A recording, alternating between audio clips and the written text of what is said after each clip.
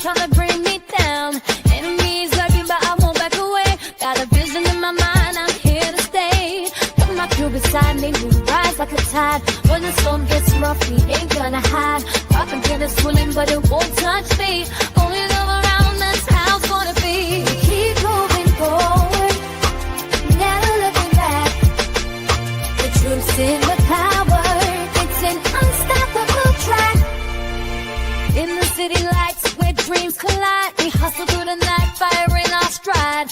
Whispers in the dark can't dim my glow. With rhythm in my soul, I'm ready for the show. We break the chains, rewrite the rules in this concrete jungle where nobody's fools. Unity sings louder than the lies they scheme. In our heart and the struggle, we dare to dream. We keep moving forward, never looking back. The truth's in the power, it's an unstoppable track. Another Queen Ahmadiyyah production. Haze on the corner, they talking real loud.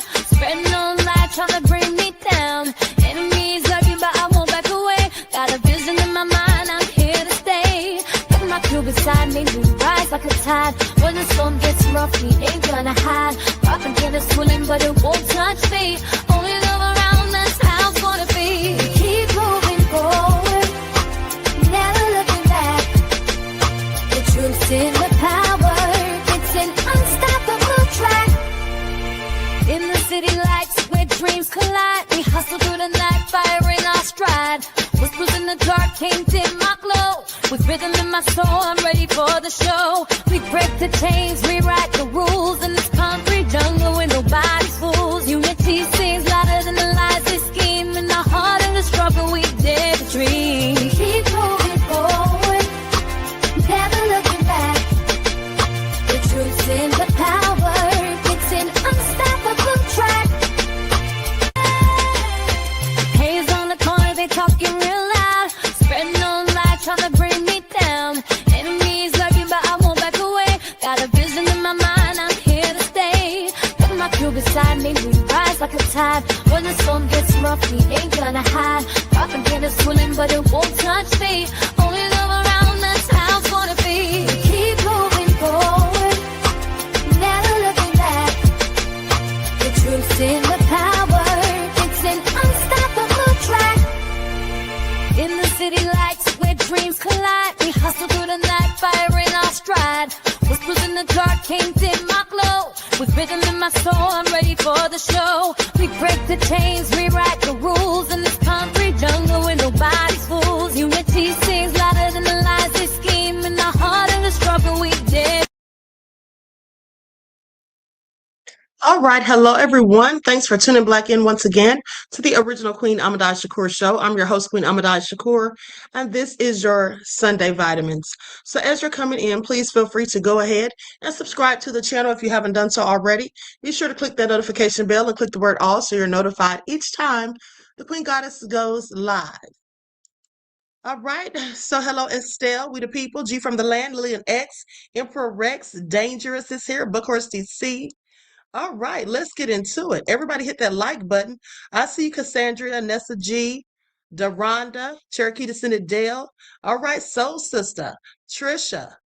All right. So that all being said, shout out to all of my loyal royals, everyone tuned into the Queen, and a big shout out to my moderators because y'all know they be putting in work. Okay, I see you, Pensy Lola and Terry Hinton. All right, so let's get this party started. I see you, Desmond. Okay, I don't want any smoke from Desmond, so let me make sure I say his name if I don't say anything else. Hey, D Major, Mel Campbell is here. Okay, so let's get into it. First, let's have a brief word from my sponsor at 12 Tribes.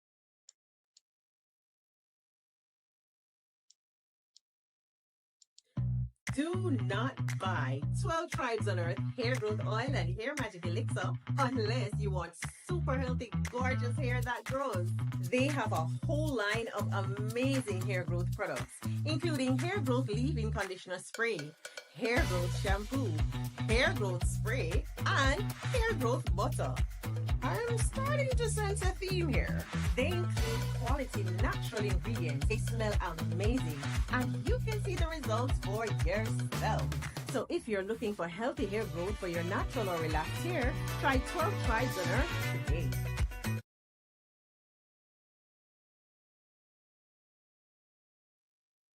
Okay, so don't forget you can purchase 12 Tribes Hair Oil at Etsy.com.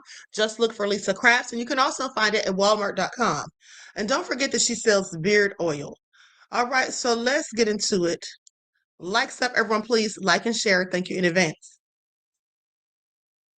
So, as you all know, on yesterday, Amanda Ungaro, who is a witness that has come forward, well, she now did an interview with Courier, and we have the transcripts from the interview, so I'm going to get into that. But before we do, and I also have some more information, children who claim things have been done to them, and they all say just about the same thing as the previous children that I've shown you. The stories are very similar. I mean, almost identical. Okay, now with that all being said, let's go to this clip from the Courier newsroom. Okay, this is actually who interviewed Amanda Ungaro. Now, here's what they had to say. I'm going to go to a clip of what they said before we get into the actual interview. Likes up, everyone, please. Don't forget to like and share. That's the one way you can support the stream for free. All right, thank you. Melania's bizarre 6-minute statement last week, denying her connection to Jeffrey Epstein, sparked internet rumors that were soon a breaking story the Trump administration was hoping to get in front of. In her interview with Courier, her first interview with an English language media outlet, Amanda Ungaro answered some of our most pressing questions. Ungaro says her story began when she was just 15 years old, when she first met Paolo Zampoli, a businessman with deep ties to both Donald and Melania Trump. She says he pursued her relentlessly, eventually pulling her into a relationship that would define and control her life. According to Ungaro, Zampoli was an operator in the modeling underworld, someone who arranged visas, managed models, and moved people through powerful networks behind the scenes. Through him, she met Melania and Epstein and Donald Trump. Ungaro says Zampoli had ties to Jeffrey Epstein, although he denies this, and that he acted as a recruiter of young women like her. She also suggests that stories about relationships within this circle, including Melania's, were shaped by influence and long-term planning. Ungaro describes years of alleged abuse, psychological, physical, and sexual. She claims she was surveilled, followed, and controlled. She says their home was filled with hidden devices and that her life became something closer to captivity than partnership. In public, she was close to the most powerful people in America. Zampoli was so tight with Trump that the couple sat at the Trump table at both inaugurations and spent holidays with the Trump family, attended events at the White House and gatherings at Mar-a-Lago. But that proximity to power did not help when Ungaro says Zampoli had her deported to Brazil and separated from her son. She is caught in an ongoing legal battle. She says Melania ignored her plea for help, and she says she's willing to testify before Congress. Melania's 6-minute statement may have been an attempt to shut something down, but it also might have revealed the weak link in the Epstein cover-up.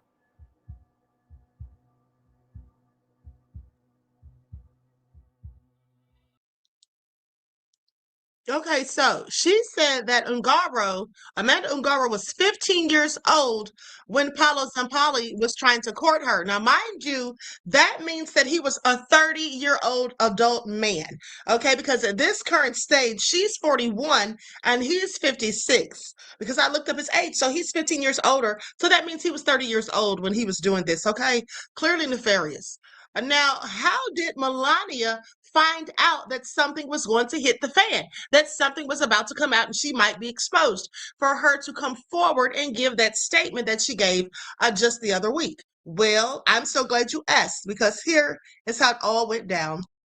Please pay attention. Has dropped. You can go check it out. It's free. There's no paywall.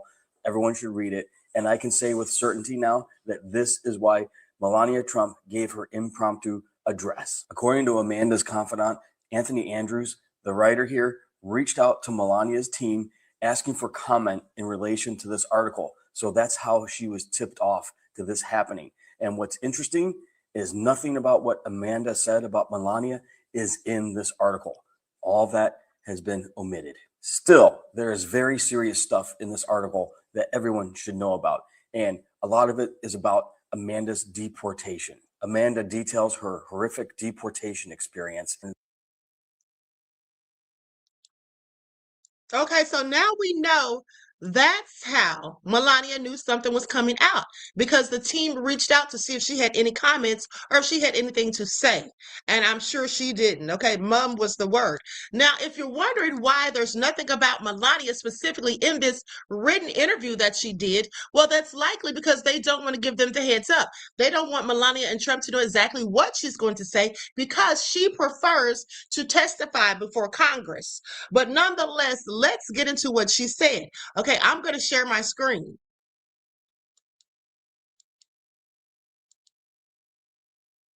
The truth's going to come out one way or another. Okay, so there they are all together. This is Amanda Ungaro on the end here next to Trump. The woman who knows too much. An interview with Amanda Ungaro. Now, I know I'm saying her name wrong. How was that lady saying her name? Ungaro, however. Anyway, last week, I'm just going to call her Amanda. Last week, Melania Trump issued a mysterious 6-minute statement from the White House podium in language couched in legalese, denying that she was friends with Jeffrey Epstein and threatening those who would tell lies about me. Like everyone else in the world, we wondered what provoked it. Thanks to an independent journalist named Becca Day, we all soon understood that who Melania was responding to, that she was responding to recent statements by Amanda Ungaro, a former model and friend. Listen, I have to shout out Becca Day because she has been on this before this story even came out. Like I told you all last week, Becca Day has been talking to Amanda for months now. I think all the way back to January at least. Okay, so now with that all being said, we reached out to Ungaro and she sent us answers to our questions over a messaging platform. Now, she was deported to Brazil earlier this year after her ex, Paulo Zampali, the man who brought her into the United States decades ago, was Trump's former business partner and now serves as Trump's 2.0's special envoy for global partnerships, made a call that apparently resulted in ICE detaining and then deporting her. Zampali and Ungaro had been engaged in an ongoing child custody battle. Now, the child is currently staying in New York with Zampali. This display of abusive power was first reported by Day and eventually by the New York Times. Zampali told the Times he didn't direct the deportation. He contacted the agency because he was curious. Please, okay? Curious for what? Was he going to try to get her out? No, he wasn't. So why would he have been curious? He just wanted to make sure they did what he planned for them to do, in my opinion. Now, Amanda has known the Trumps for years. She and Zampali were guests at the president's table at both Trump inaugurations. Now, in our exchange with Ungaro, she contradicts some reported elements of the Melania Donald story, including how they met, and says that Melania knows that I witnessed highly compromising interactions over the course of 20 years. She says that she would be willing to testify before the House Oversight Committee if asked. Now, the interview has been translated from her written responses in Portuguese and edited for clarity.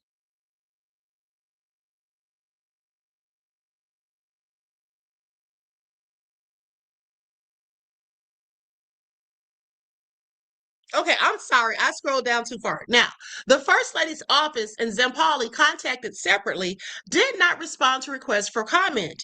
Where there exists public record of either First Lady Melania Trump or Paulo Zampali denying wrongdoing, these comments have been included. Now, when and under what circumstances did you meet Zampali? That is the first question asked by the interviewer. The first time I had contact with Paulo Zampali was when I was 15 years old. I can state that, starting from this first meeting, Paulo Zampali began harassing me in an attempt to pursue an intimate relationship. Now, with that all being said, as I told you, she was 15 and he was 30. When and under what circumstances did you meet Melania? I was introduced to Melania by Paulo Zampali. At that time, we were already dating, and that is when I was introduced to her. What was Melania's immigration status and who handled her case? The same lawyers who handled yours? I cannot answer that specific detail. However, she was already in a relationship with Trump and was already aware that Paolo Zampalli was the person responsible for negotiating visas to legalize his model status in the United States. Everyone knew that this was a task he performed. Like everyone else, I know that she worked and earned money for a long time while undocumented. Isn't that interesting? Because Trump's talking about mass deportation, having no pity or sympathy, and just wants to get rid of everyone else when his own wife was here illegally at some point. Please pay attention. And that too fell under Paolo Zampalli's purview. He circumvented the law, enabling the models to work and earn money illegally. He did the same with me when I joined the agency. Did you speak with Melania about your deportation and Zampalli's involvement? When and what was her reaction? I tried to reach her through contacts who had direct access to her, and based on what those contacts told me, she was aware of the situation but did nothing. Her reaction was one of indifference regarding what was happening to me. It seems to me that Melania, together with her husband, has a pact with Paolo Zampalli. Paolo constructed a false narrative claiming that he was the one who introduced Melania to her husband. And not only do I know this isn't true, but everyone knows it isn't true. Now, there's an author's note that says Melania and Zampalli have both denied this. She says, I don't know what the specific agreement was behind the creation of this narrative, but Paolo was an associate of Epstein and they did business together. Okay, so now that leads me back to what I previously said. I previously told you all that I believe Jeffrey Epstein was the one who supposedly introduced Melania to Trump. Okay, now I read that somewhere through all the stuff that I went through. I can't recall, but that is what I previously saw. So, in my opinion, for this narrative to be pushed that it was in fact Zampalli and not Epstein, that was probably something they decided to put out there after all of the things happened with Epstein to try to distance themselves, specifically distance Melania from him. That just seems like it. Okay, she says, the interviewer says, you became close enough to get to know Melania's Slovenian immigrant family. Tell us about your relationship with them as well as with her. She says, yes, I became very close to her family. Holiday parties, Christmas, the White House, Mar-a-Lago, we were always invited. And for Paolo, our attendance was non-negotiable. This was the core of Paolo's power strategy. The greater the intimacy, the more assurance he would have that he could be exactly where he wanted to be at any given moment. Now, if you search on X, you can find a video that Paolo had my son Giovanni make for Melania, specifically with the aim of further entrenching us within the family circle. Now, I looked at the video. For some reason, it didn't have any audio, but it was their son. And he basically was saying happy birthday to Melania. It was obviously her birthday or whatever, but that's what the caption said. Now, it wasn't enough to just involve me. He had to involve my son as well. He constantly sought to heighten the level of intimacy as if doing so would guarantee the execution of his ambitious, corrupt schemes, the very kind of schemes he was already engaging in back when he was involved with the United Nations. What do you know about Melania's relationship with Epstein? I was younger than Melania. Everything regarding that situation had already taken place by the time I came along. Yet the whole thing felt strange and made no sense. It was as if their relationship had been pre-programmed, like a specific project that Paolo had meticulously architected, solely to claim the power and credit for having orchestrated their meeting. Everything that is unfolding now was, in fact, part of that original plan. Paolo Zampalli had business dealings with Epstein. He was a recruiter of girls for Epstein. It was all always a plan. Now, mind you, Zampalli has denied being involved with Epstein socially or in business. Can you characterize Melania's relationship with Zampalli? Paulo Zampali always portrayed himself as the one who initiated the relationship. It always seemed to me that Paulo held some hidden leverage over Melania's life, something that kept her in his thrall. It was a business arrangement. It seems to me an agreement from which both parties stood to benefit. Just look at how things have turned out today. Right. She's the whole first lady. I mean, can you imagine how disgusting this all is? We have a president with 34 convicted of 34 felonies, accused of rape, accused of sleeping with corn stars, okay, while his wife was in the hospital just having given birth, and all of these things, and just so much. And not to mention the things in the Epstein files. And then his wife was a corn model and now tied to all of these nefarious people. Like, this is so ghetto and sick. Can you imagine if it was somebody like President Barack Obama? Because I clearly cannot. So, what can you tell us about Zampali's personal life, the cameras, his treatment of women, and his sex life? Paulo Zampali is a sick individual. He stole from his mother, kicked her out of her home, and placed her in a nursing home. Paulo Zampali hates women. My life with him was something that is difficult, even now, to describe. I was only 17 years old, easily manipulated. I had come from the interior of Brazil.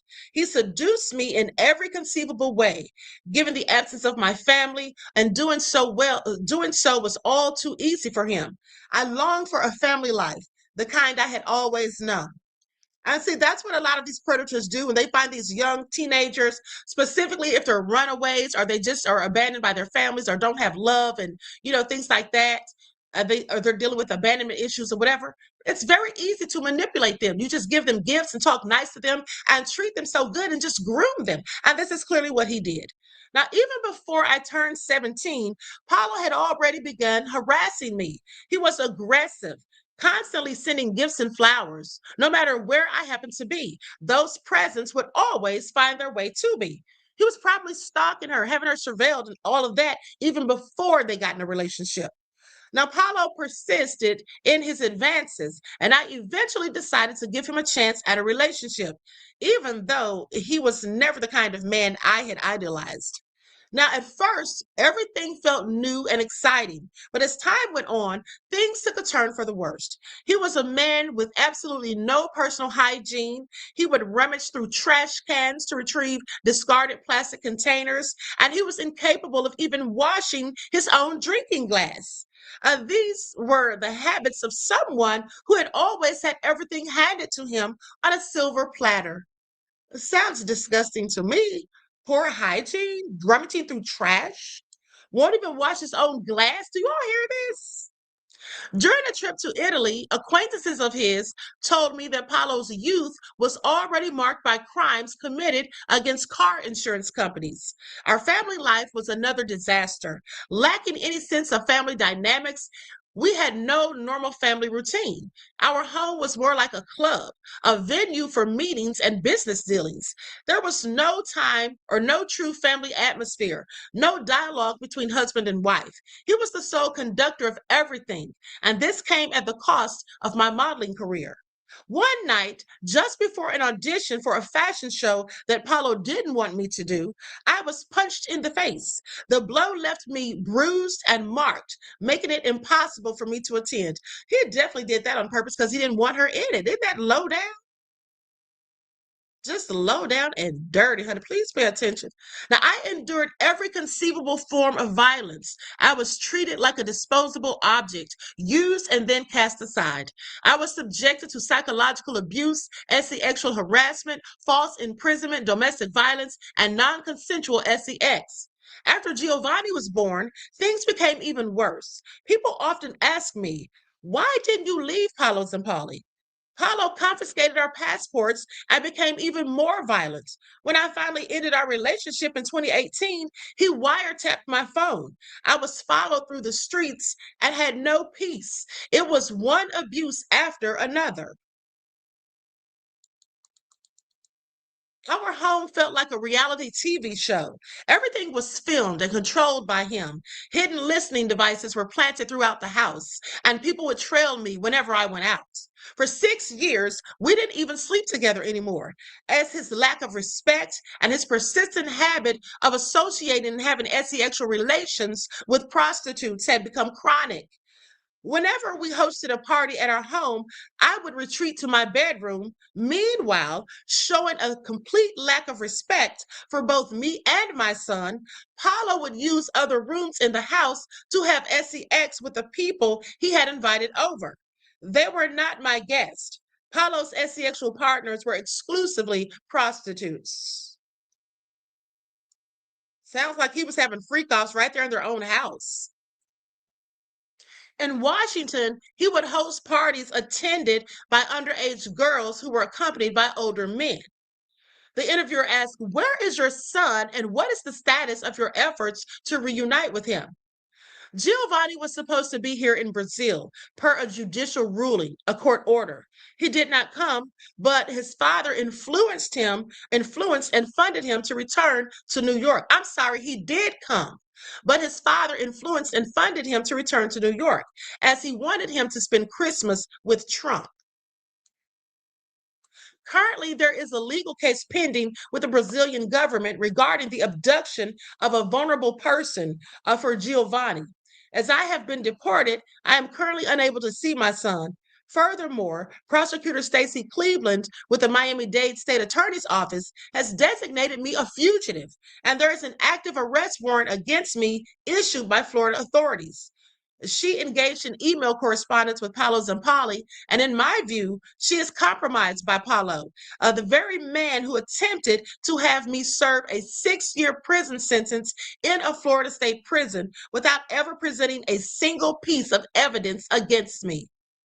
Did Melania personally threaten you? And if so, in what way and when?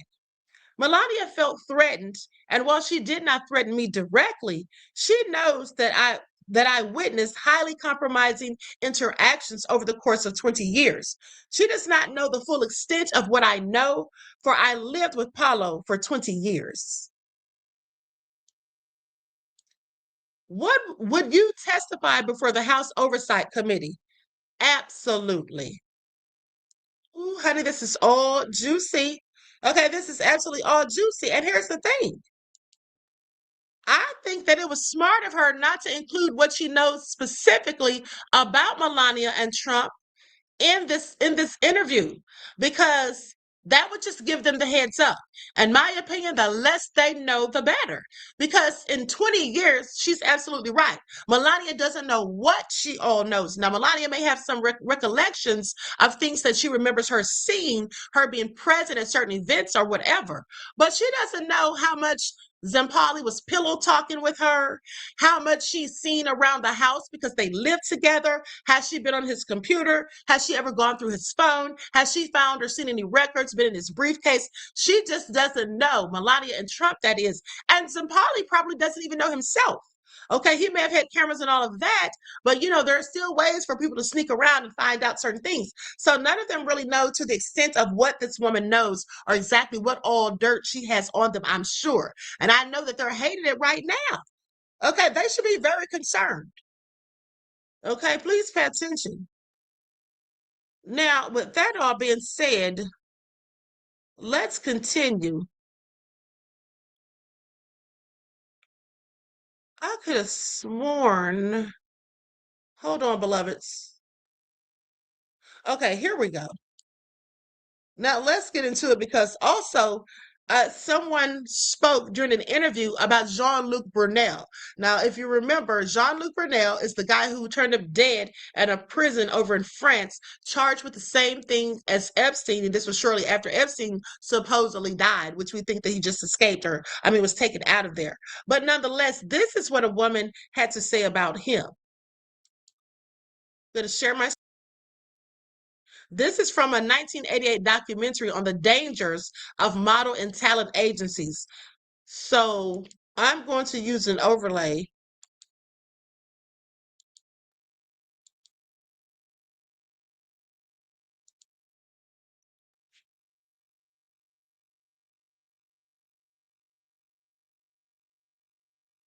Give me just a second to get this overlay, beloveds. Time to realize this. Do you work with Claudette? No, sir. No more. Wouldn't send your girls to him. No, ma'am. He knows why. Why? Because I don't think he behaved properly with some of them. I know he didn't. What did he do? No, and I know what he did. I have letters from girls telling me what he did. He's, to me, it's just so reprehensible. Just so appalling that some old sleazebag would come along and touch a girl. But one man Eileen Ford does associate with in Paris is this man, the head of Karen Models, one of the largest and most prestigious agencies in the country. His name is Jean-Luc Brunell. Jean-Luc Brunell was the founder of MC de Model Management and a close friend of Epstein's.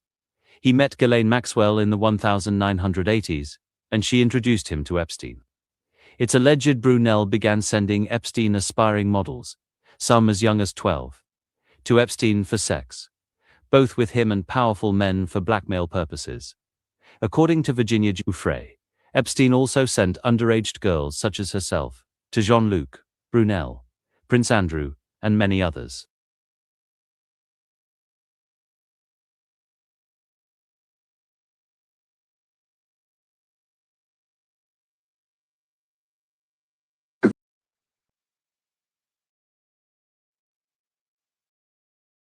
Now, that lady said that she would not send her daughters to him. Well, I'm sure she wouldn't. Now, this is the witness that I spoke to you all about the other day, the accuser, Victoria. Okay, she claims that MAGA has been trying to shut her up. Like they're telling her to stop speaking out. And this is how you know that MAGA is full of BS. They don't want this story to come out. You know, they've been saying little negative stuff on the internet, many of them, not all, because some of them have changed their minds about Trump. But many of them are still trying to defend Trump, and these are the same ones that were saying all of that stuff about the Democrats. And I guess they only wanted the truth as it pertained to the Democrats. You need to stop seeking out, whether you're a family member, whether you're a friend, like whatever. No, this is my First Amendment right. And most of you that are telling me to stop speaking out, you're all MAGA. I get it, Victoria. My family doesn't like my voice either because they're MAGA. MAGA doesn't want the truth, Victoria. The only thing MAGA wants is to help in any way possible their dear leader. So don't you worry. The stink still has your back. Let's hear what else Victoria has to say. Watch. I'm not going to stop seeking out. And I told this certain someone who is a man, and he told me to stop. And he said,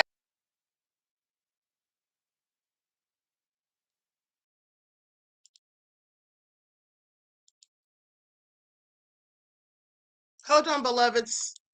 Hold on, beloveds. Please keep in mind that I'm multitasking. Okay, that is my fault. Let me bring that back up.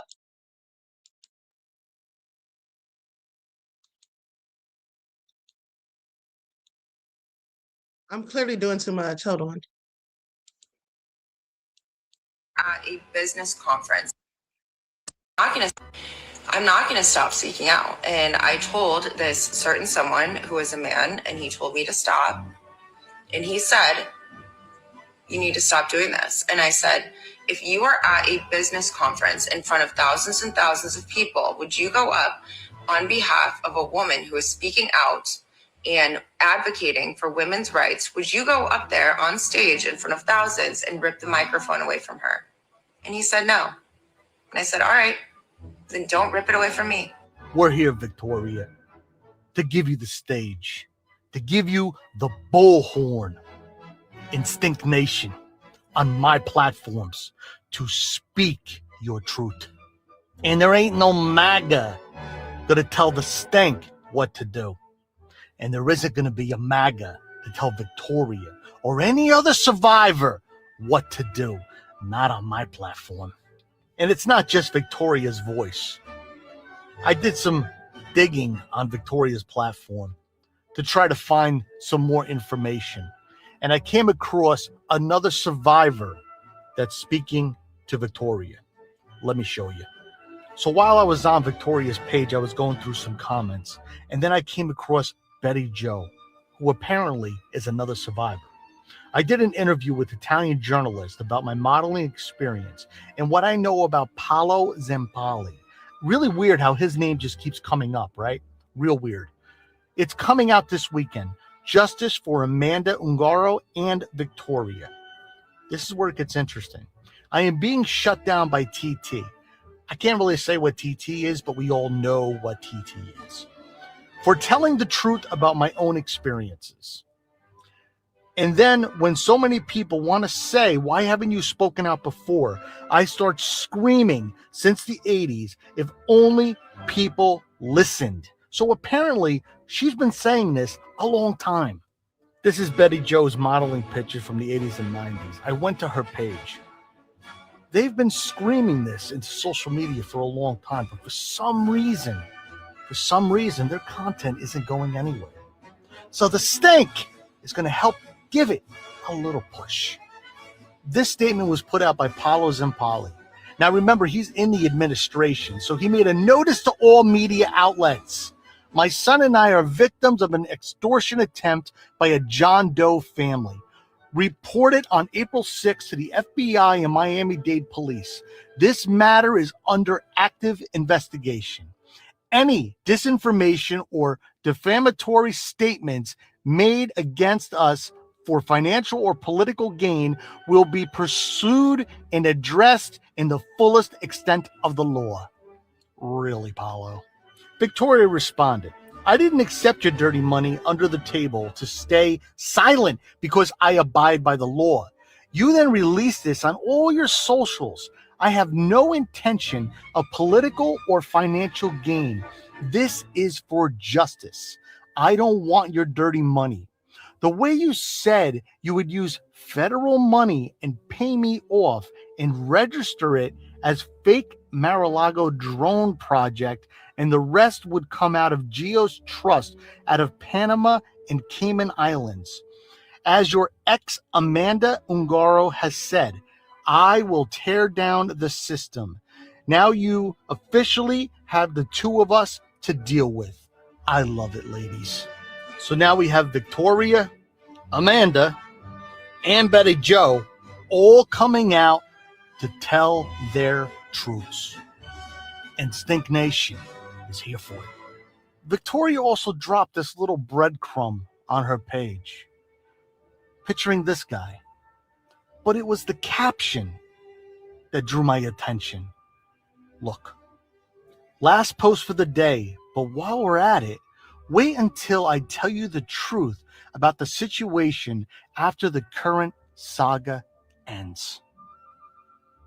As MAGA is trying to shut down the voices of these survivors, it is up to us to continue their voices, to give them the megaphone. Continue believing the survivors and listening to their truths. Guys, tell me what you think about this in the comments. And if you Okay, good job on him getting that information out there. Now, Pixel Lola says, they're all against the wall. F them. Exactly. The truth's going to come out. Thank you for your insight into the topic and your contribution, beloved. I appreciate you. Peace, love, and blessings. Now, this man says Epstein, Satan, Yahoo, and Trump's war with Iran. Well, this all leads back to the Epstein files, according to him.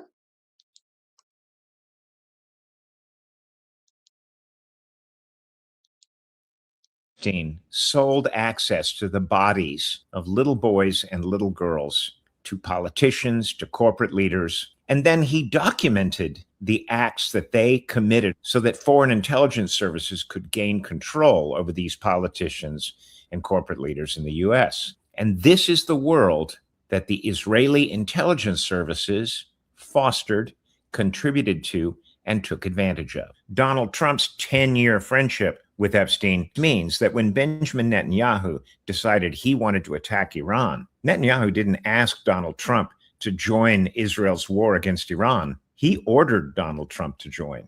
Every decision Donald Trump makes about this deeply unpopular war will likely be based on orders from Netanyahu. Do Do you want to know what kind of nation Israel is? Israel intelligence services engaged Jeffrey Epstein to blackmail powerful people via the rape and murder of small children. And it is not possible that Israel was not intimately aware of each and every savage act, because detailed video and other forms of evidence were exactly the products that they paid Jeffrey Epstein to supply to them. So here's the bottom line. Release the Epstein files, because it is a national security issue. We need to understand exactly who in our federal government, in the Republican Party, in the Democratic Party, have been compromised by the Epstein class and by foreign intelligence services like that of Israel. Now, I want you all to pay attention, because what he says is absolutely right. You know, if there are people specifically in the administration that is current, there are people who have been compromised in any way. There are people who have things to blackmail them on. They can absolutely get them to do things against our own country. Okay, treasonous things, and which we have seen Trump do plenty of at this point. So this is absolutely a matter of national security. So is the United States going to simply continue to let this bullshit fly, or are they going to get a backbone and do something about it? Let's continue. Pincilola says, hell no, we won't go. Not the protest chants. Okay, yeah, we're not going anywhere. And we're definitely not going to let go of these Epstein files and demanding answers and transparency. Thank you for your insight into the topic and your contribution, beloved. I appreciate you. Peace, love, and blessings. Epstein's emails from former Israeli Prime Minister. Now listen, some of these videos that I show you from TikTok may cover things that I've already told you. I chose to do this rather than going digging up my previous videos and having to find the timestamps and all of that. But if you all remember, I told you about Ehud Barak, I think it's his name. He was the former prime minister of It's Not Real, okay? And there was a lot about him in the files. Please pay attention. Okay, so with that all being said, let's get into it. Emails with former Israeli Prime Minister Ehud Barak are being made public for the first time, and they're generally just about how the two of them wanted to start surveillance companies together, how Epstein was organizing meetings between Barak and people like Peter Thiel, the owner of Palantir, a surveillance company that is increasingly involving itself with American and other Western governments. And you also have some really crazy ones like this, where Epstein says, with civil unrest exploding in Ukraine, Syria, Somalia, Libya, and the desperation of those in power, isn't this perfect for you? And there's also this one where Epstein says, Wevy Chines looking for to start personal protection company in Beijing. Kidnapping has begun. These were released to the public by hackers. They are confirmed to be 100% real. And if you want to read a full article about it, check out Matthew Petty's article. But you can also check out TrueAnon on Twitter, who are about to do an episode about this. And I think many people thought that this was going to be about how Epstein was blackmailing Israelis. But in many ways, it's more horrifying, because what it actually is about how Epstein, after being convicted of heinous crimes, was basically using his position and his social connections to invest in mass surveillance companies that are increasingly going to dominate Western society. Epstein's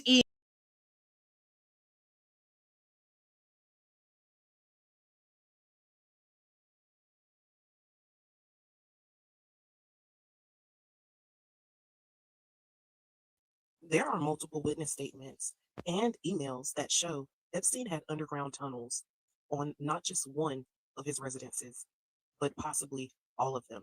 Let's look at these files.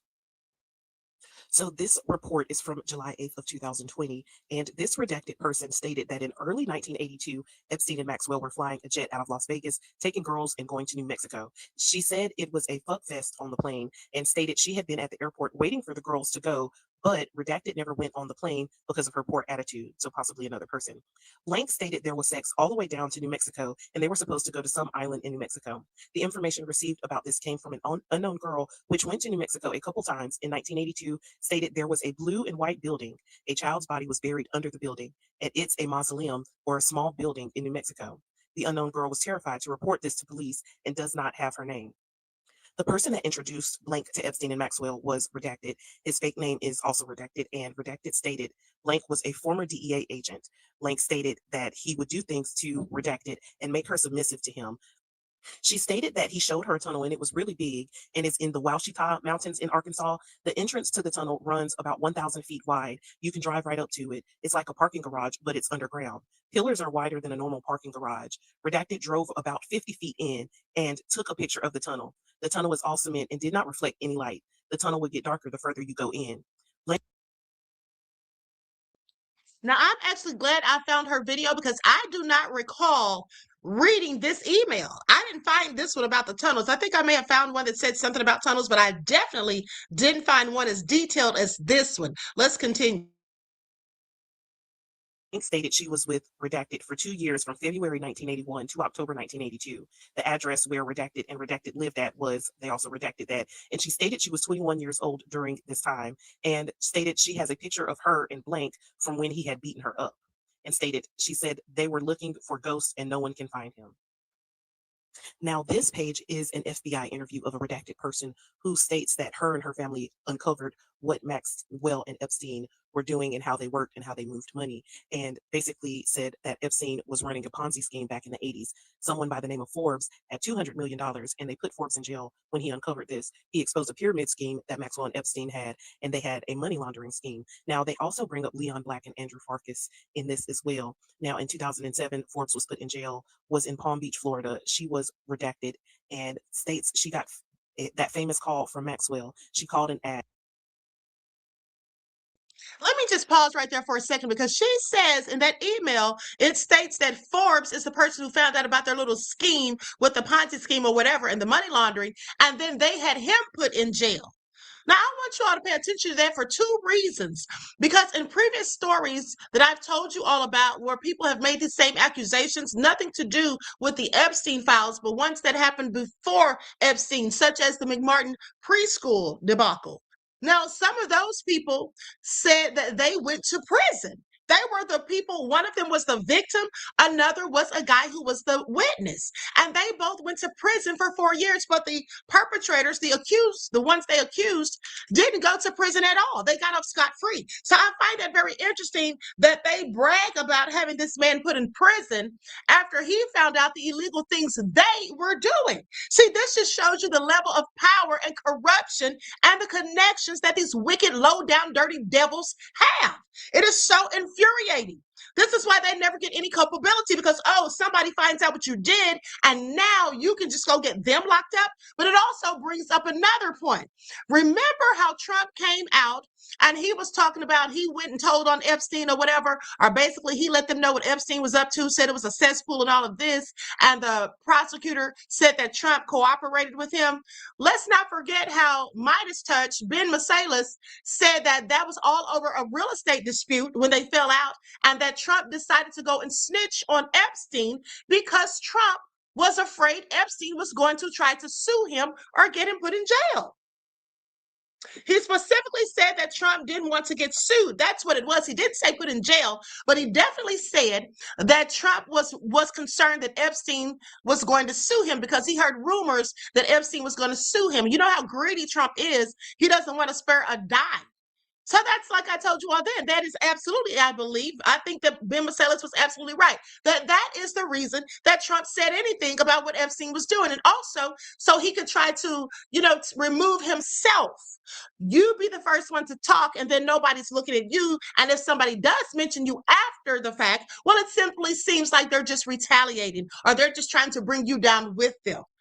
Okay, please pay attention. This is also nefarious, but let's continue. Blank if she had any massage therapist. Blank stated that she had plenty of them, but not for her. Epstein showed up at Blank's studio and stated he wanted Pilates. He had holes in his sweatpants. Blank kicked him out. They all knew what was going on. Now, on to the next page, she talks about meeting her husband. He was married and wanted out of his life. And, you know, they were in the press a lot. It was a big debacle with their affair. Then she further goes on to talk about how Epstein had threatened the man they bought the house from. Now, which house, I am not certain. But she then states that they uncovered 12,000 feet of underground tunnels in their house recently. And Epstein had reportedly reported to be a bounty hunter for the government.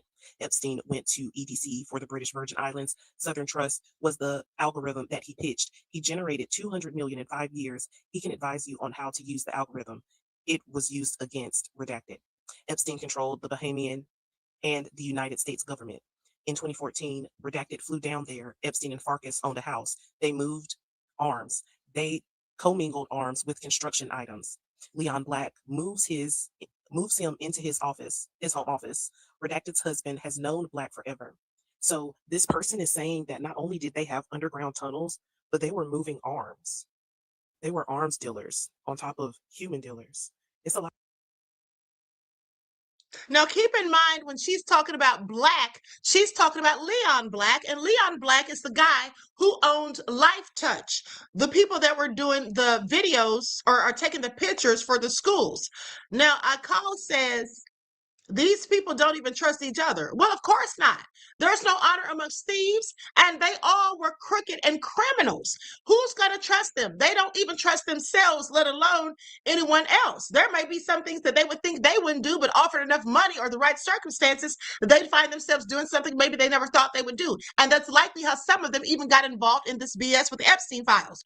So absolutely, they couldn't trust each other. Who's going to trust known and current criminals? It's not like they were criminals years ago and then they changed and turned over a new leaf. They were currently actively participating in, allegedly, let me just say, trafficking, R-wording, murders, money laundering, fraudulent schemes, Ponzi schemes, all sorts of nefariousness. So how could they trust each other? Absolutely, they wouldn't. They'd be a fool to do so. Going on. There are even emails where Jeffrey Epstein and others talk about this. So back in 2009, they were being billed for the construction of an underground tunnel. And so it states, I would not hold up payment of the $105,500, searching whether Gensler had direction from the team that added tunnels and office below the main house. That's passed. There are even emails surrounding his estate in New York that were trying to avoid inspection as they built underground tunnels and pools. So it was saying, hi, Darren. I had a site meeting with Paul Levini, who is the main project manager site for Merrick Real Estate Group Construction, blah, blah, blah. And the underground pool complex that will be 26 feet below street level, that will be constructed below the backyard, which backs up to 9 East 71st Street. He also stated he tried to do a preliminary construction inspection of that address and was refused access. So they were trying to build underground of the New York estate as well, and were trying to dodge inspection as they did so. Even when doing construction in 2015, if you look at the attachments, there are about 13 different underground tunnel images that he sent. And this is not for the New York address. I don't know what address this is for, but there are underground tunnels. And I don't have access to the images, but I'll keep trying. To end this off, it's insane to me that all of those different files I just shown, none of them are talking about the exact same estate as the other. So first it gives me pause, but it also lets me know that there were multiple residences that Epstein owned that had underground tunnels. Some of them had pools, but what did the rest of them have? Let me know your thoughts, like, share, follow, and y'all have a good one. There are off topic, but she had some nice hair and it was all nice and shiny. I wonder if she's been using those 12 tribes. Okay, now with that all being said, OG Patrice said that's why they're all starting to turn on each other in the Republican Party. Exactly. They don't know who to trust. Listen, and especially the ones of them that have been taking money from AIPAC, the other ones that haven't are looking at them like they're crazy, I'm sure.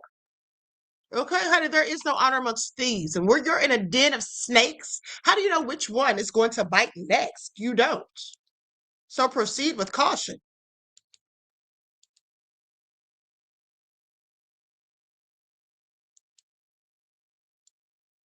Guys, happy Saturday. This post is for Betty Jo. So Betty Jo was a high fashion model in the 80s and the 90s and just an absolutely incredible strong woman. And she's been trying to get her story out for quite some time. She recently has been, working with Becca Day as well. Also, shout out to Becca Day. She's the ultimate connector, who, introduced me originally to Amanda. And so TikTok is trying to kind of silence Betty Jo, as they always do. But I will drop her information as well as Becca's information in the comments. So if you guys could give them a follow and give them all this. Bianca said their ethnicities are not the same. Well, some of them do have different ethnicities, but that doesn't have anything to do with why they don't trust each other. That has nothing to do with it. They don't trust each other because they're all crooks and criminals and liars and thieves and hoodlums and alleged murderers to boot. And who can trust any of that? Okay, now this man says, what's inside of those 6 55-gallon drums?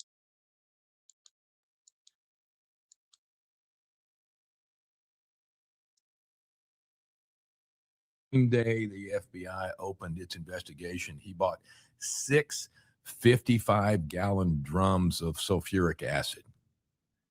6 55-gallon drums of sulfuric acid. And there's the wire transfer for 6 55-gallon drums of sulfuric acid. Now, that's a lot of acid to clean a swimming pool or for a filtration system. I mean, then you consider the fact that there's a trap door that goes straight to the ocean from the Epstein mansion.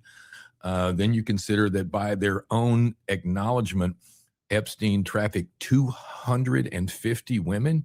250 women. We've heard from but a handful. Where are the rest of them? And I'm not trying to get all Hannibal Lecter on you, but there's some questions that need to be answered. I mean, that you have employees describing cleaning up after these young girls gave massages and taking out condoms, sending flowers to high school girls. I mean, this is not a situation that's going to end quietly because Bondi gets on the tube and screams, the Dow is over 50,000. And Patel says there's no evidence. No, he testified there's no evidence that anyone other than Jeffrey Epstein trafficked these girls. It's like, dude, Ghislaine Maxwell? I mean, how do you even... Now, that's right. He is such an idiot because Ghislaine's in prison.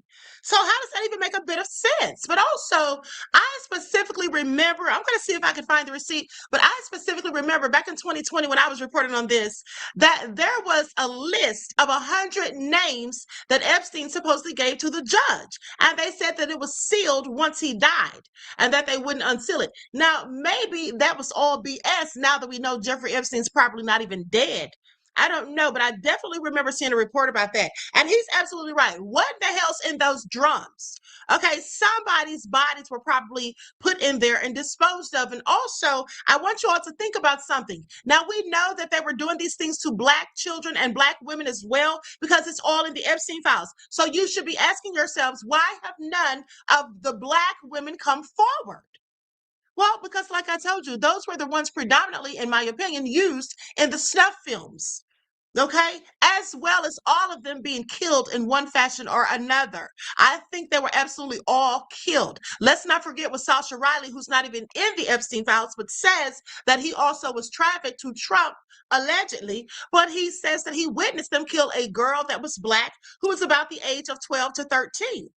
And when the police came, they lied and said she ran away. So I do believe that all of the Black victims were killed. And remember the email that I read to you when they talked about hunting them. Okay, they said the hunt is over. Moon crickets are in bags. And then they said, you know who it is? It's the jiggers. Okay, so just remember that in case anyone's wondering why aren't any Black people coming forward. Well, because they killed them all. I'm sure that's what they did, in my opinion. Pensilola says the chosen covenant looks like my family.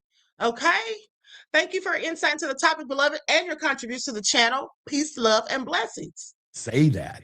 And I think I saw an interview that I'm sure many people did with Melinda Gates, Bill's wife, Rex, and it's pretty well understood, for whatever that means, that part of the reason they got divorced was his association in Epstein or coming out or whatever.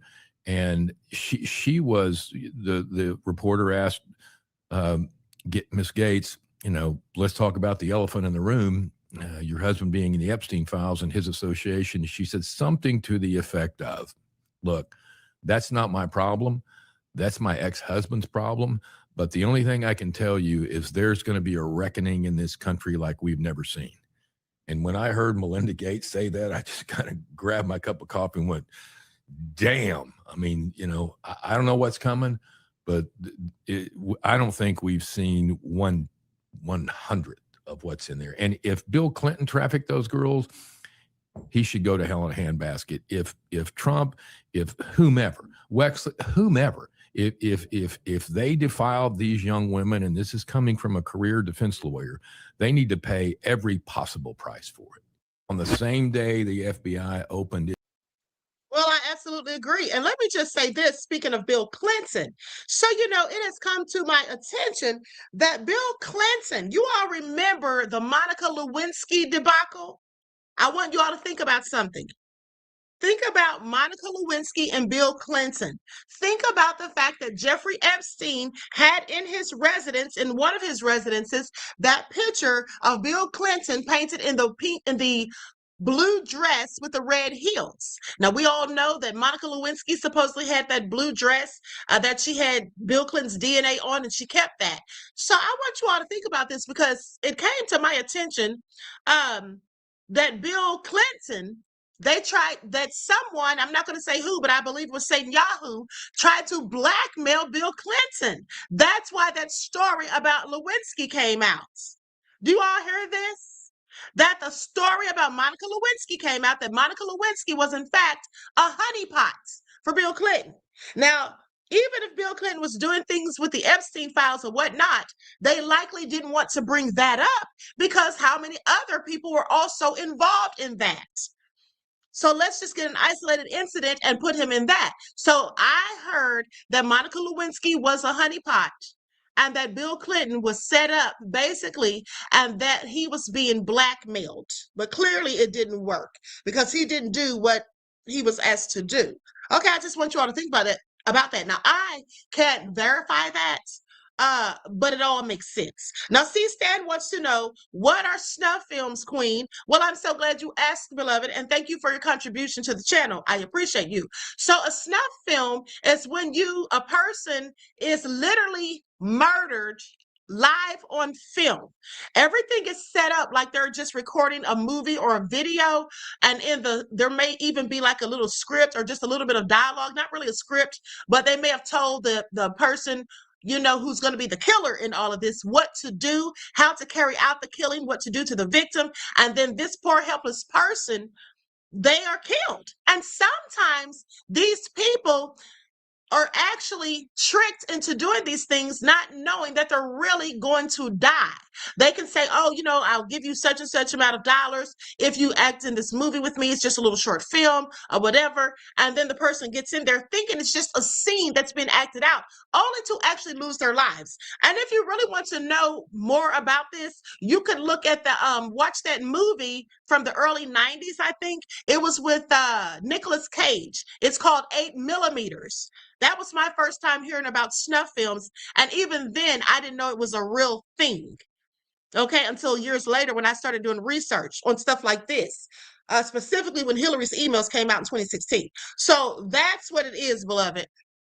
Now, speaking of that, let's go to this person saying that they were hunted by the elite. And here we have yet another person making the same accusation. And I find it all very interesting. You'll see in the background of this video, and I'm not sure why, there is the Pope, some priest, and it looks like the older George Bush. Also, someone says in the comments, so that movie, The Hunt, was a true story? Well, yeah, that's where they got it from. Absolutely. If you didn't see that movie, The Hunt, that's another one you can watch. Also, I just thought about something. In that movie, The Hunt, those people were supposed to be the Republicans and Democrats. Hold on, let me look it up real quick. If I'm not mistaken, it was like political parties. Hold on.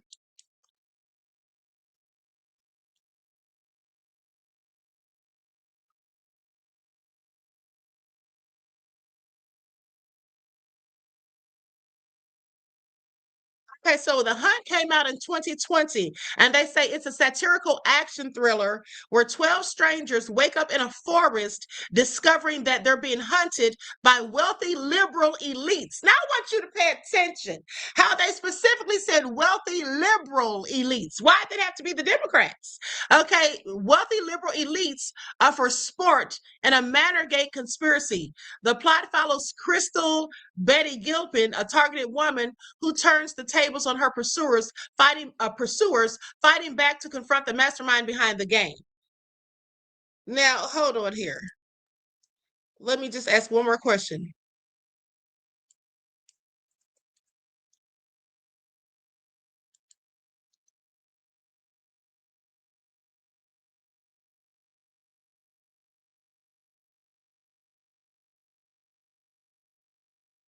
Okay, yes, I typed in, wasn't the movie The Hunt about political parties? It says yes, the 2020 movie The Hunt is a satirical thriller centered entirely on the extreme polarization between political parties, depicting liberal elites hunting working class conservatives. So the liberals were hunting the conservatives while sparking controversy for its premise. The film intended to critique political stereotypes and both sidism, showing extremists on both sides holding irrational views. Now I want you all to pay attention because that is nothing more than predictive programming, honey. They're putting it in your faces. Okay, they're putting it in your faces. Do you all see the connection here? They have political parties because guess what? Who's involved in the Epstein files more so than anyone? Politicians. Both sides. Like I told you, it's the both sides. There's Democrats and Republicans. So do you see how they put this stuff in our faces? Literally out here hunting people in this movie. But that's what many of these victims have said. The first one that I ever heard mention it was Fiona Barnett. Okay, but let's continue.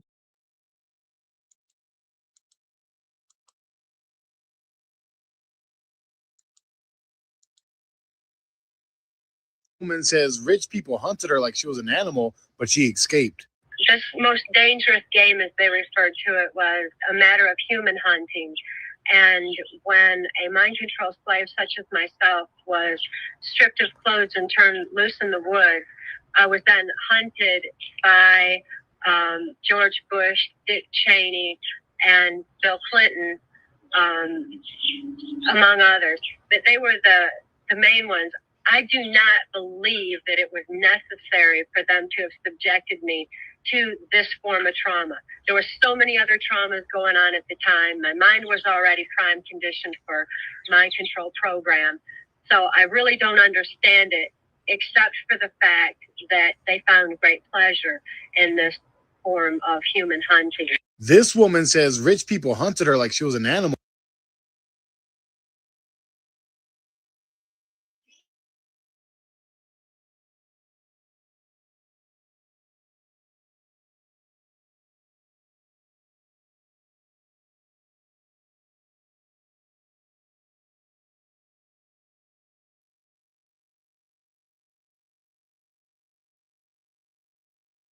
of the Epstein files has given us more than just insight into the disgusting dealings of Jeffrey Epstein himself. It's revealed the biggest trove of evidence of elite collusion ever.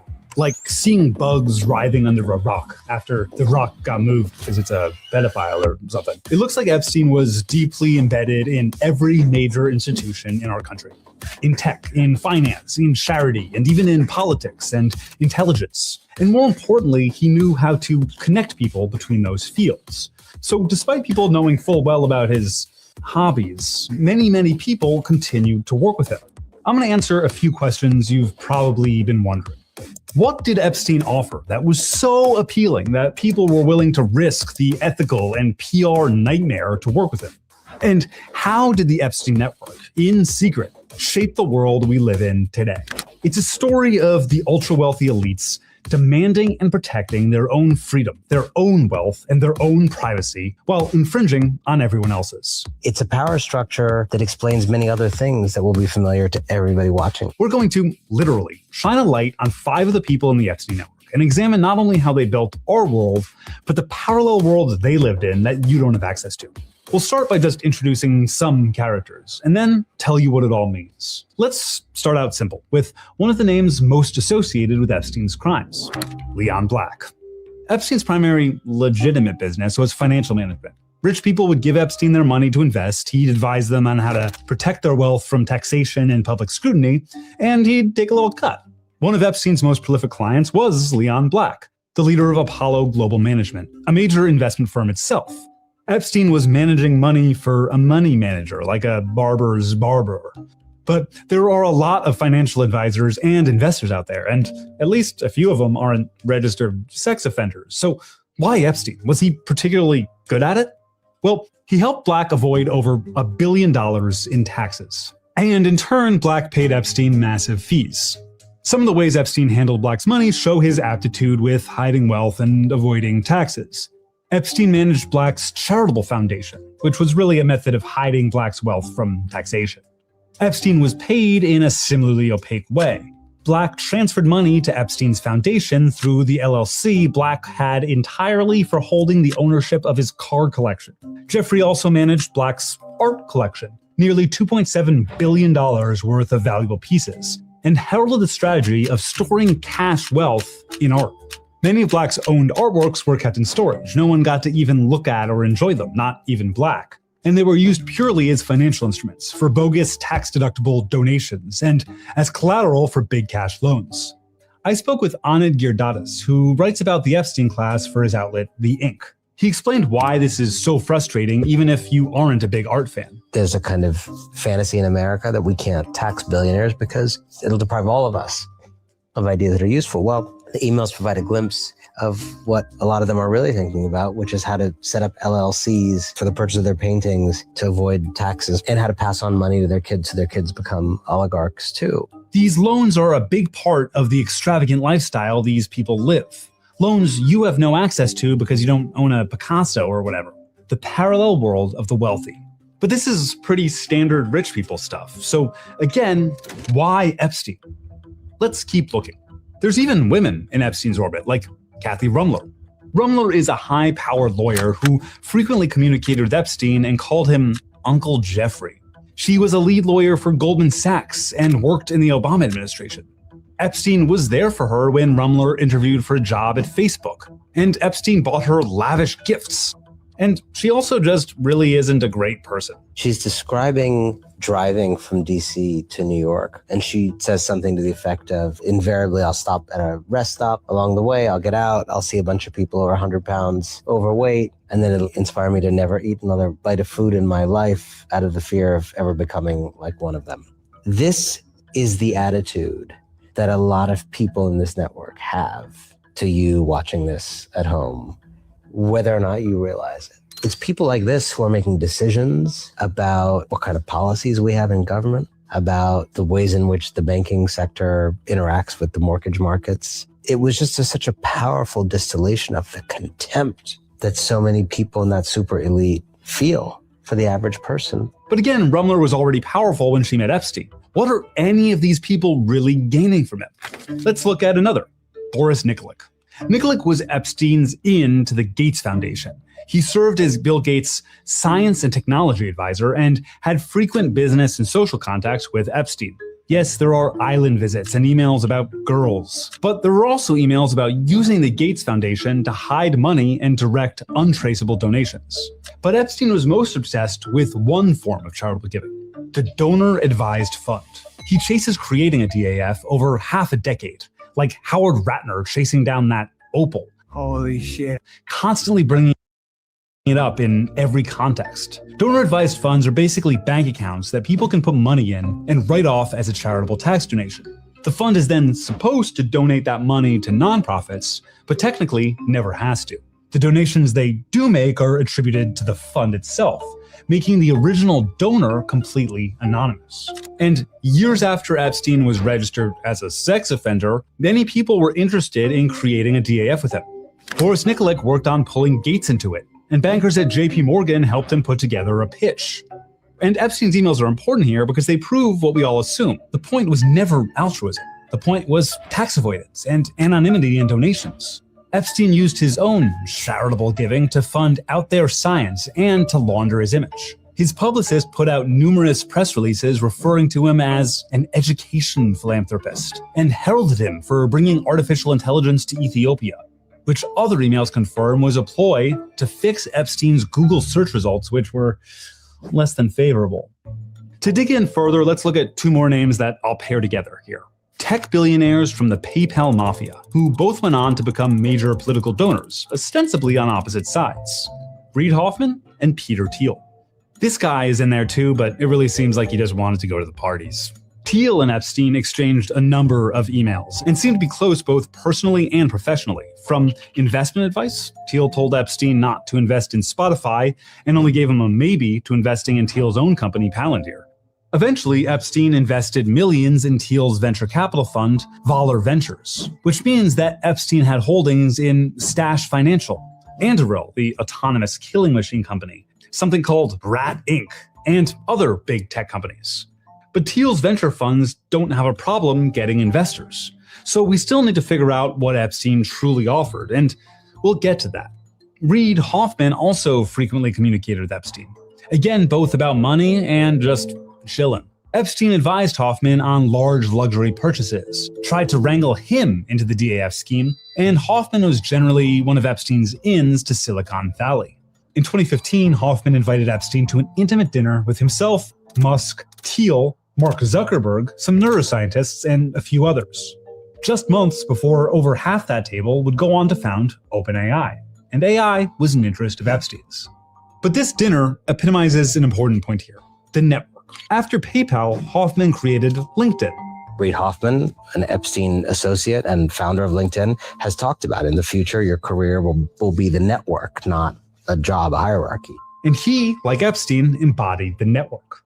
The network itself, not the individual people, is the key here. It's how they were all connected and what they all do for each other. And we can see that by using a new light, the kind of light you need when you're investigating this type of person, to see what they're really up to. It's connecting each other. And the less well-known people behind them maybe hold the real power now. Why did Peter Thiel want Epstein as one of his investors? Perhaps due to Thiel's many investments in defense and surveillance tech. Epstein had government connections and even introduced Thiel to William Burns, the one-time head of the CIA. Epstein also took the liberty of recommending Palantir to foreign officials in Israel and across the Middle East. One of Epstein's favorite tech investments was the Israeli tech company Carbine 911. Epstein helped connect the founders of Carbine with Trey Stevens, also of Palantir, who ended up on Carbine's advisory board. Carbine works to replace the 911 system with artificial intelligence. Live video, precise location, complete situational intelligence. With little to no oversight over how the calls are handled privacy-wise. They were purchased by Axon, the makers of tasers and body cameras, and have begun getting contracts across the United States. So next time you call 911, you could be directed to an AI stemming from Jeffrey Epstein in Israel. Lesser-known tech investors and CEOs like Epstein's publicist turned venture capitalist, Masha Drakova, communicated with him up until his arrest. Drakova's VC firm, Day One Ventures, which she built with the influence, input, and advice of Epstein, owns parts of dozens of tech companies, including Sam Altman's surveillance and crypto tech company, World, and Calypso AI, whose founder, Neil Cerebriani, Drakova introduced to Epstein. Cerebriani particularly seemed to have no issue with Epstein's proclivities. Emails show multiple mentions of girls, and Cerebriani brags about going to the porn convention in the context of he and Epstein's shared interests. Calypso AI is an AI surveillance company that has contracts with the United States government. Some of these people must have faced consequences, right? Well, yeah, our buddy Leon Black left Apollo in shame, but the new CEO, Mark Rowan, also communicated heavily with Epstein. Today, he's in the executive leadership of President Trump's Board of Peace, the organization responsible for continuing to annihilate the Palestinian people and replace their homes with private construction projects intended to enrich others in the Epstein network.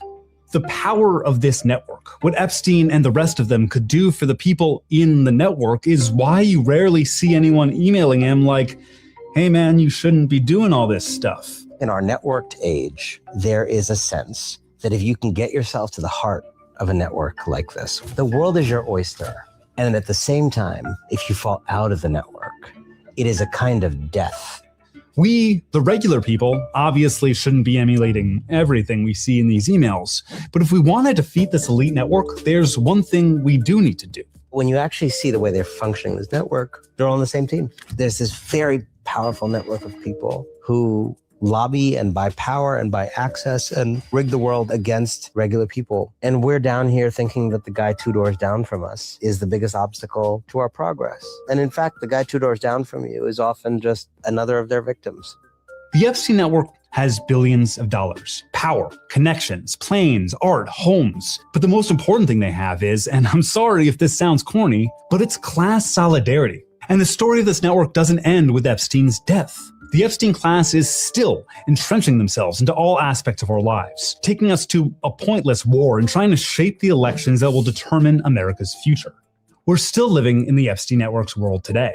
Leon Black's son, Ben Black, who Epstein hosted a birthday party for, and who Epstein hired a portrait artist for, is today in charge of the U.S. International Development Finance Corporation, a government body established during the first Trump administration that provides loans, capital, and insurance to American corporations abroad, using taxpayer dollars. That includes insurance for ships passing through the Strait of Hormuz, a focal point of the Iran war. Meaning a guy Epstein helped commission a painting of will decide which corporations get your tax dollars. As midterm elections approach, the Epstein network is plotting to seize further control of our government. Reid Hoffman has spent hundreds of millions of dollars to oppose progressive candidates in Democratic primaries. He often uses donor-advised funds to make those donations, a tactic Epstein recommended to him in 2016. And it's possible we wouldn't have today's AI intrusion into our lives without Epstein. While I wasn't able to find any direct ties between Epstein and the heavy hitters like OpenAI or Anthropic, he did fund early AI research, including bankrolling the researchers who coined generative AI and AGI. He also made early investments in the infrastructure behind AI, like data center buildouts, that he never got to see come to fruition. Looking at these members of the Epstein class shows us that the conspiracy at the heart of our country's biggest problems aren't just about one man. It's about a network. A club of elites across every major industry. Yeah, and they belong to the club that we're not allowed to even get into or know about. Now, I want you to think about how he was talking about Peter Thiel. Now, this is the man that owns PayPal. He owns Palantir and all of that. And he was so interested in meeting all of these government officials and whatnot.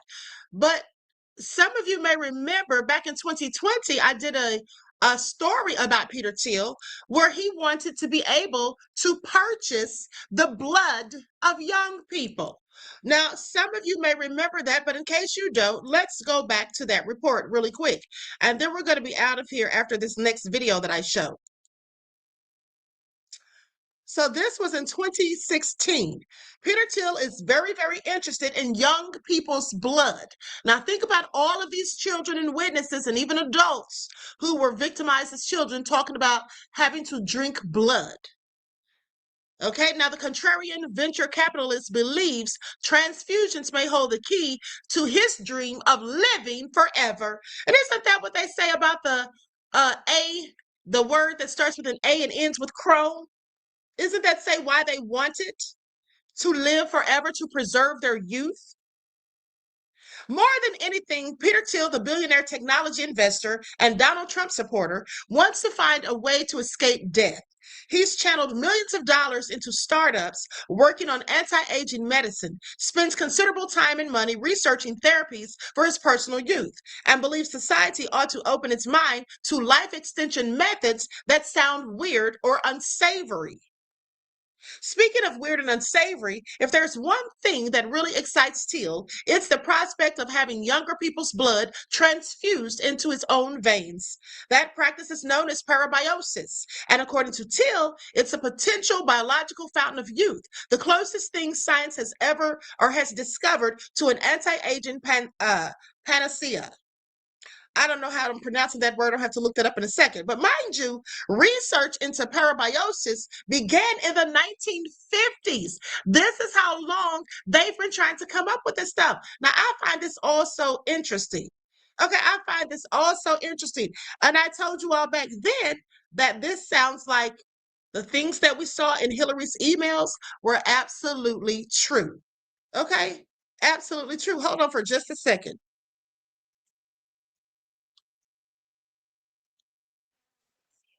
Okay, I pronounced it right. It's panacea. Okay. Now, with that all being said, goes on to say research into parabiosis began in the 1950s with crude experiments that involved cutting rats open and stitching their circulatory systems together.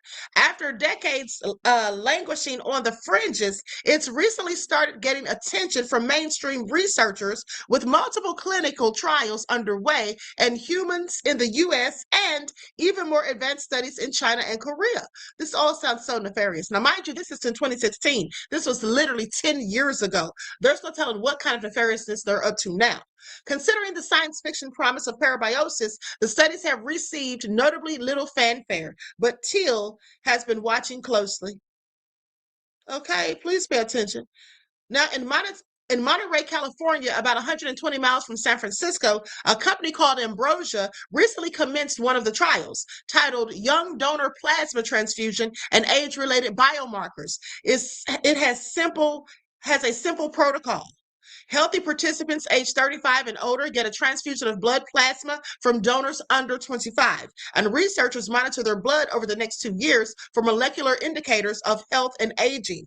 The study is patient-funded. Participants who range in age from late 30s through 80s must pay $8,000 to take part and live in or travel to Monterey for treatments and follow-up assessments. Now, Ambrosia's founder, the Stanford-trained physician Jesse Karmazin, has been studying aging for more than a decade.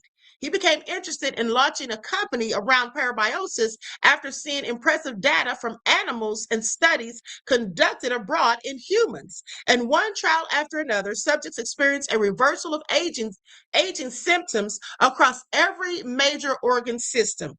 While the mechanisms at play are totally understood, he said young organisms' blood not only contains all sorts of proteins that improve cell function, somehow it also prompts the recipient's body to increase its production of these proteins. Now, the effects seem to be almost permanent, he says. It's almost like they're wrestling or they're resetting. There's a resetting of gene expression. Now, I want you all to think about something, how dangerous this is. This is very dangerous for someone to even come up with this idea, for the simple fact that this gives people an incentive to do things to children. Do you imagine in a world where people know that they can have children's blood put in their veins and it can preserve their youth, make them more vital and all of that? What if they can't afford the $8,000 to go to this place where they can get this done, or just don't want to pay the $8,000 even if they have it, thinking they can just go snatch someone's kid up off the street? And then they wonder, some people wonder why over 800,000 children come up missing in the U.S. alone. That's only in the United States. Now, how many do you think come up missing throughout the entire world on an annual basis? Millions. Okay, because it's almost a million from the United States. That's absolutely crazy. I don't even know what kind of devil sits around and dreams this up. Okay, this is all crazy. Hold on, I'm sending something to my email for tomorrow. Now, I'm going to wrap this up, like I said, after this next video, and we'll finish up tomorrow evening. Let's go to this video about these children and what they had to say. Likes up, everyone, please like and share. Thank you in advance. Where'd the blood come from? Dad killed an animal and got the blood from the animal. What kind of animal did he kill? A mole. A mole? You mean to tell me you had a big meeting out there to kill a mole? Well, I showed Dad there was a mole. What's wrong? It's my friend. Now, did you all see that? That poor little sweet innocent child said that they had to go and kill a mole. She said, so you had a meeting yesterday, or you all had to meet up so you can go kill a mole? And then he started crying and he said it wasn't. It was his friend.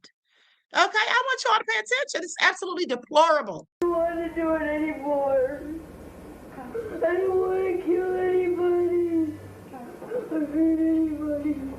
she was made to take a gun and put it up to someone's head. It was another child, and pull the trigger. We found out she had been defecated on, that it was smeared all over her body and put in her mouth. My children have talked about all of those things and worse. They've talked about having to kill other children. How many babies did you say they had that night? They only had one that I had to kill. Mm-hmm. And then they made me skin it. And then after that, they made me get on the table. And then they saw me. Mm-hmm. I bleeped out what he said, but he says after that, she said, how many babies did you kill that night? And he said, only one. He said, after that, they made him get on the table and then they did something to him. Now, what they did to him was, you can only imagine, okay, R-worded, but I bleeped that part out. But this is absolutely egregious. And how does anyone think these poor children are lying? Because they're all saying the same thing. And this is the same exact thing that the Hempstead children said. But sadly, the judge took them away from their mother and put them in the custody of the father. And I believe now they're probably adults at this point, or at least almost adults. And then they peed on me. Take your head off? Why is he so thin? He's told me that they forced him to drink blood, eat raw liver from a body. All right, sit down. Okay, sit down. Where, how, why, who was doing it, what? The boys have told me that their mother and their mother's boyfriend. They've also mentioned two doctors. Now, you know that one possible explanation, and the one that we heard from Margaret, is that you are engaged in a custody battle with your ex-wife over who gets possession of these children. Could it be, Ben, I'm not accusing you, but could it be that this story is the result of your desire to accumulate ammunition to use against your ex so you could keep these children? Not at all. Not at all. The custody suit, which was started quite a while ago, was started because of the physical and sexual abuse. It's in the documents. It's been documented. We've talked with the children. What proof is there that the children have been abused? We have a psychiatrist report that they've been sexually abused. We have a social worker that interviewed them that says the same thing. Talked about the masturbation that was going on. We have a doctor that said there was definitely something wrong inside that home. We have one child who is not eating at all.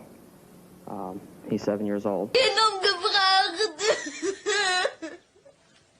Was schick's auf Distanz, schick's jetzt. Aber lebendes. Und die haben das dann aufgegessen.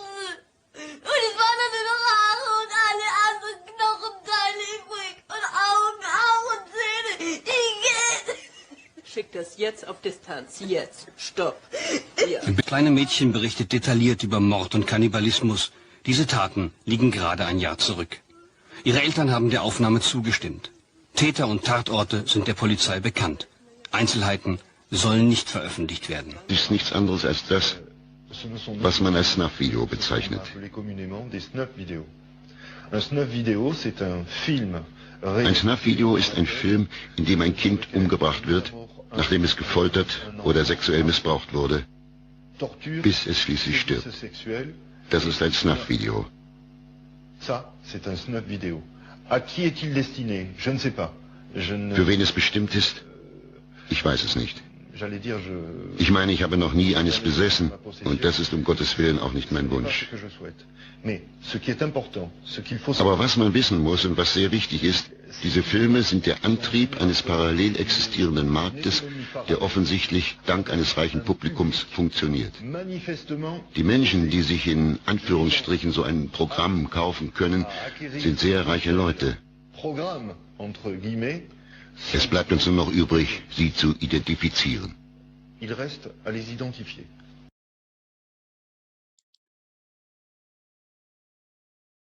Absolutely nefarious. Pensilola says, why do rich people have no wills? Some of them do write wills, beloved, and then the family fights over them. For the ones that don't, I don't know. I guess they just think they're not going to die anytime soon, so they just put it off, and then they die suddenly. That likely would be my guess. Pensacola also says Jerusalem was black, came back white, not. Okay. Well, thank you for your insight into the topic, beloved. Okay, and your contributions to the channel. I appreciate you. I didn't see those at first, almost missed them. So thank you so much. Peace, love, and blessings. And I think I saw one more super chat from someone. Miss Tree says, just checked. Lewinsky is one of them folks too. Well, yes, we can tell by her last name, beloved. Absolutely.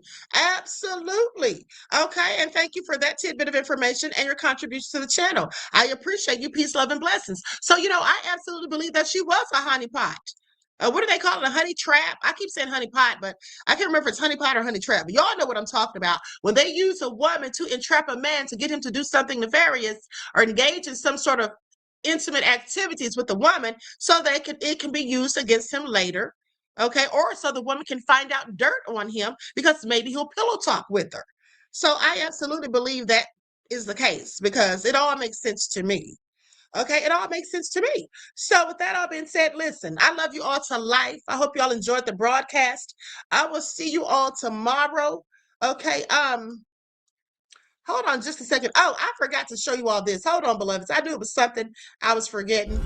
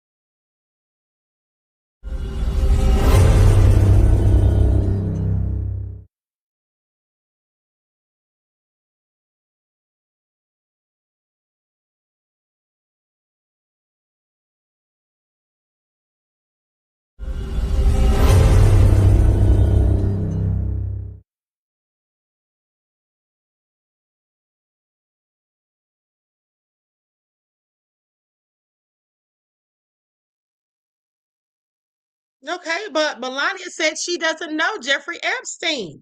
Okay, please pay attention. I mean, the lies are just getting, they're just slowly coming unraveled. Burn every motherfucker on the Epstein list. Republican or Democrat, oh, I don't give a shit. You can bet your bottom dollar they will not be missed. Burn every motherfucker that's on the Epstein list. Hey!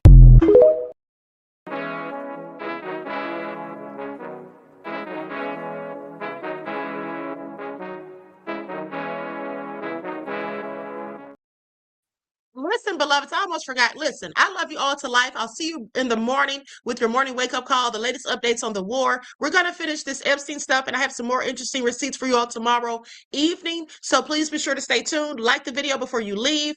And I appreciate you. Each one, teach one. That's how we grow and thrive. Do something productive, constructive, but never destructive. And always remember, beloveds, to keep the Most High first in your lives. Peace.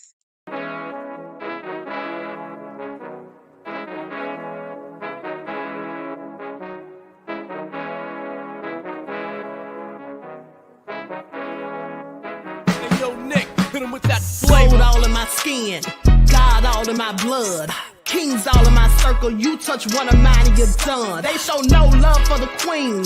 Why you hating on me?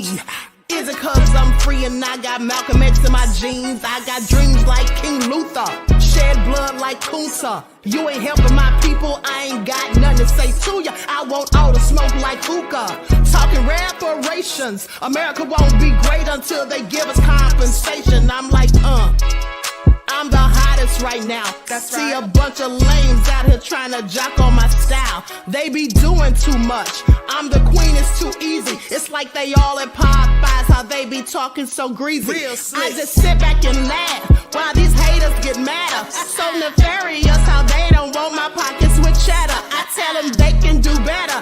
These snakes in the grass can leave a bite on your ass, cause y'all be trusting too fast. I got my foot on the gas, other one on they necks. Dropping receipts on haters, you better show some respect. I'm never facing regrets, we only facing the threats. Running through every challenge like a relay, break no sweat.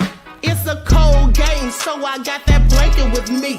Now that my people awaken, ain't no going to sleep. I do not play by my piece, this time I'm playing for keeps. You talking slick, but when I see you like them ends, we gon' meet. And I got gold all in my skin, God all in my blood, kings all in my circle. You touch one of mine and you done. They show no love for the queen, why they hating on me? Is it cause I'm free and I got Malcolm X in my jeans and I got gold all in my skin, God all in my blood, kings all in my circle. You touch one of mine and you done. They show no love for the queen, why they hating on me? Is it cause I'm free and